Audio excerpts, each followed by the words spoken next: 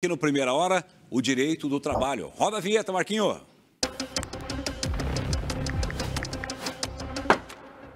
Mais pra frente. Tá aí, gente. Doutor Eric Huber já está aqui. Eric, bom dia para você. Bom dia, Muitas Fernando. perguntas hoje? Vamos ver, né? Espero que sim. O povo está mandando pergunta. Então, se você tem dúvidas também, você vai começar a ouvir aqui as respostas do doutor Eric. De repente, você se enquadra e fala, nossa, isso aí, mas faça pergunta também, porque o doutor Eric pode tirar a sua dúvida. Coloca para a gente, então, por gentileza, a primeira pergunta de hoje. Sou funcionária, trabalho com educação infantil, atendendo crianças de 2 e 3 anos. Realizo trocas de fraldas e acompanho o processo de desfraude, tendo contato direto, diário, com fezes e urina. Não recebo adicional de insalubridade. Tenho direito? Que pergunta interessante, hein, Eric? Interessante, né, Fernando? Mas vamos lá, no caso dela, isso vai depender de um perito verificar se o ambiente de trabalho dela, se essas atividades ensejam de pagamento do adicional de insalubridade ou não. Por experiência, eu já tive casos em que o perito foi até a creche, foi até a escola e verificou que a atividade, sim, era uma atividade enquadrada no anexo 14 da NR 15. Então, seria devido adicional de insalubridade. Da mesma forma, já tive outros casos em que o perito foi até o local e verificou que não se enquadrava e não preenchia os requisitos desse mesmo anexo da NR 15, tá? Então, isso vai depender de caso a caso. Para a gente saber, só realizando uma perícia de insalubridade. Esse perito é do Ministério do Trabalho? De onde que é esse perito? Esse perito é um perito nomeado pela Justiça do Trabalho. Pode ser um engenheiro, um técnico de segurança do trabalho. Interessante. Tá? E essa insalubridade, ela tem níveis assim de variação? Pode ser um percentual maior ou um percentual menor? Sim, existe 3 níveis.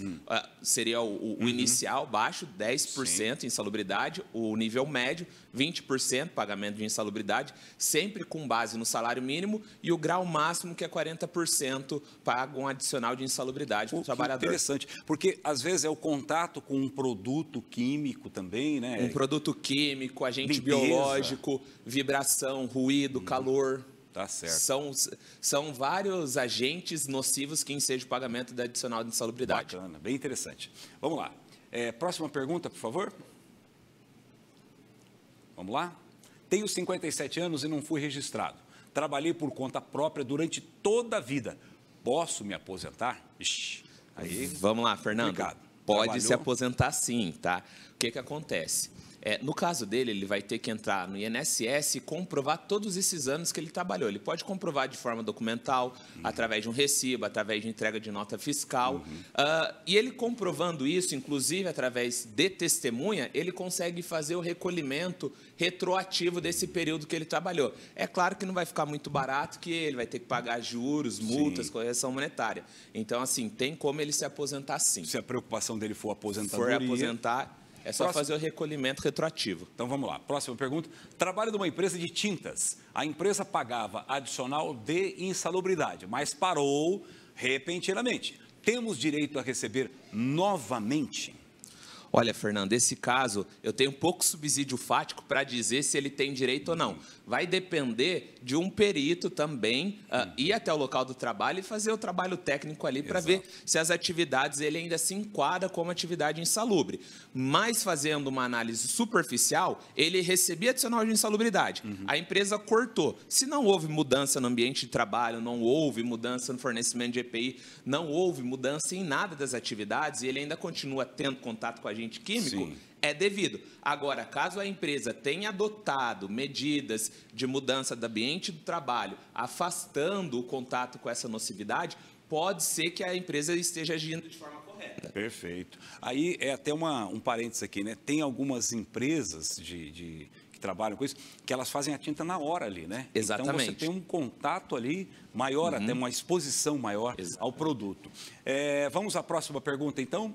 Por favor. Meu esposo trabalha em uma empresa que mudou de nome e está querendo alterar as condições de trabalho, incluindo a exigência de viagens. Ele não quer aceitar e a empresa disse que se ele não estiver satisfeito, que ele peça demissão. A empresa pode fazer isso, Eric? Vamos lá, a empresa ela pode alterar sim o contrato de trabalho, desde que essa alteração não cause prejuízo ao colaborador. Então, nesse caso, o colaborador ele foi contratado e não havia previsão de realizar viagens distantes, longe de casa, ele pode se recusar, porque isso não foi previsto no contrato de trabalho lá no início. Isso vai depender, essa alteração vai depender do aceite do colaborador.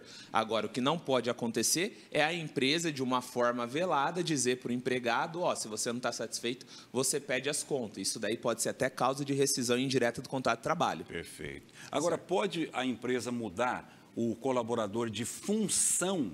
Foi contratado para ser auxiliar administrativo. De repente, quer mudar ele de setor até um setor totalmente diferente, mas não vai pagar mais por isso. A empresa tem essa prerrogativa? Pode mudar de setor, sim. Tá? O que não pode acontecer, o que é vedado, é o rebaixamento de função. Você não pode rebaixar esse colaborador de função, também não pode diminuir o salário dele. E promoção, se ele for promovido? Porque a gente até brincava ontem aqui, né? Tem gente que é promovida só nas horas. Está trabalhando mais, mas não está recebendo mais. Exatamente. Tem isso também? Não, se a pessoa for promovida com um cargo de confiança, lá na frente você falar, essa pessoa não tem o perfil que eu esperava. Certo. Você pode voltar ela para a função anterior. Perfeito. Vamos à próxima pergunta, então.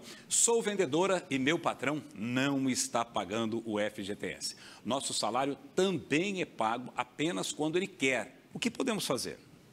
Olha aí. O salário é pago só quando o cara quer, meu? Porque, como assim? Né? Mas vamos lá, Fernando. Nessa situação aí, o TST até, inclusive, reafirmou o entendimento para unificar as decisões. Toda empresa que atrasa o pagamento de FGTS ou não recolhe o FGTS, ele está correndo o risco do colaborador entrar com pedido de rescisão indireta do contrato de trabalho, que é a justa causa que o trabalhador dá ao patrão. Então, nesse caso, ela pode rescindir o contrato de trabalho dela pelo atraso frequente no pagamento de salário, inclusive pela falta de depósito e recolhimento previdenciário. Olha, se previdenciário não, desculpa, fundiário. Do fundo de garantia. E se reconhecer, a empresa tem que pagar todos os direitos ali que a pessoa tem. Todos os direitos, 13º proporcional, férias, multa do FGTS, 40%. E tudo mais. Vamos lá. Sou mecânico e recebo um piso salarial mais comissões. Gostaria de saber se o aumento salarial é obrigatório ou se fica a critério do empregador conceder. Deixa eu só perguntar aqui para o Gabriel, antes de você responder. O microfone do doutor Eric está ok? Deu ali? Tá ok, doutor? Fala.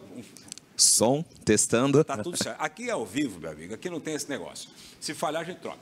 Então, vamos lá, Eric. Mecânico recebe piso mais comissões. Ele gostaria de saber se o aumento salarial é obrigatório ou se fica a critério do empregador conceder esse aumento. Vamos lá, o aumento de salário ele vai ser obrigatório se estiver previsto em convenção coletiva ou qualquer legislação esparsa, seja na CLT ou outra lei, inclusive no contrato de trabalho. Então, normalmente, se ele recebe o piso, tem a convenção coletiva que trata sobre a atividade do mecânico, da categoria dos mecânicos, que prevê um reajuste anual ou a cada 2 anos. Então, o empregador ele é obrigado a seguir esse reajuste previsto na convenção coletiva. Agora, na falta de legislação ou convenção, acordo coletivo, aí cabe ao empregador conceder ou não esse aumento salarial. Entendi. Tá? Perfeito. Tem mais alguma pergunta? Tem. Sou registrada como assistente administrativa e sempre atuei no atendimento ao público. No entanto, de alguns meses para cá, estou exercendo funções que nunca desempenhei em 4 anos de trabalho.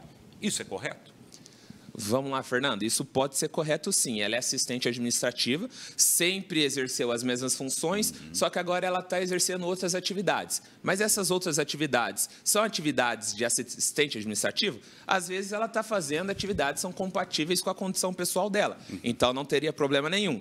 Aqui eu preciso saber se ela está trabalhando no desvio de função ou acumulando uma função de uma outra atividade, tá? Se ela estiver trabalhando em desvio de função, ela vai ter direito a receber a diferença salarial para a função que ela passou a exercer, por um cargo maior. Agora, se ela estiver trabalhando em acúmulo de função, ela pode receber um adicional por acumular uma outra função junto com a função que ela já fazia. Perfeito. Tem um processo no TST, que é o Tribunal Superior do Trabalho, né, Eric? Há mais de 1 ano e meio. Existe prazo máximo para que ele seja julgado? Quer dizer, o judiciário tem prazo para entregar também? Não tem prazo, tá? Então, a sua ação está lá no TST, você, infelizmente, vai ter que esperar. E a gente sabe que não é nem culpa do Poder Judiciário.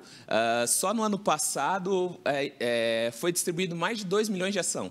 Nossa. Então, imagina, se a gente fazer um cálculo aritmético pela média, se a gente colocar 2 milhões de ação por ano, e todas, a maioria chegando no TST, a gente tem nos últimos 5 anos mais de 10 milhões de reclamatória trabalhista. Perfeito. Então, assim, são muitas ações. Perfeito. Então, hoje eram essas as perguntas. Se você já deixou a sua pergunta no nosso WhatsApp, que é o 3315-1313, o Eric volta na semana que vem para responder para a gente, para responder para você. Ele também deixou disponível o Instagram dele, deixou disponível o Facebook dele. Tem mais alguma observação? Fernando, eu queria aproveitar aqui a audiência do seu programa para passar uma informação, prestar uma informação para os professores. Opa. Então, os professores da ativa e professores aposentados que lecionaram nos anos de 2011 a janeiro de 2013, eles têm um direito reconhecido, recentemente foi reconhecido pelo Poder Judiciário, uma diferença salarial, porque nesses anos algumas entidades não respeitaram o piso mínimo federal do magistério.